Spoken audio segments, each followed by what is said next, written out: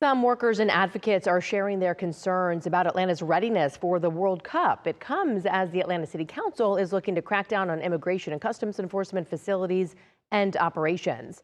Atlanta News First reporter Sarah Hammond is live this morning at City Hall. So Sarah, what are city leaders saying about this?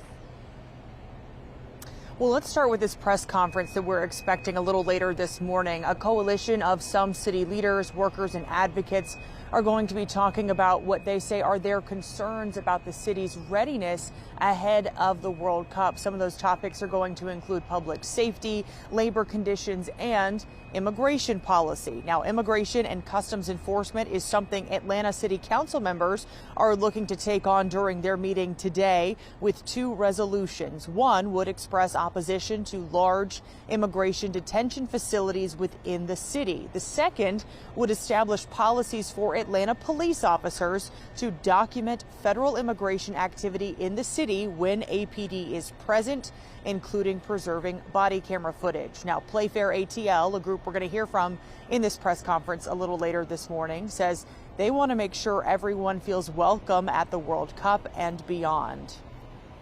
We wanted to make sure we're celebrating our immigrant communities. We have a number of different countries represented, people from communities like Mexico, Nigeria, Kenya, Italy, and we know that it's been a tough time for immigrants recently with what's happening with ICE, and especially with the World Cup coming, it can be quite intimidating to go to the stadiums because of ICE.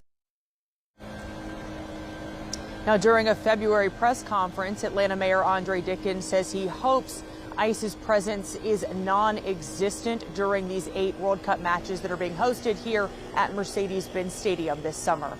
Live here at Atlanta City Hall, Sarah Hammond, Atlanta News First.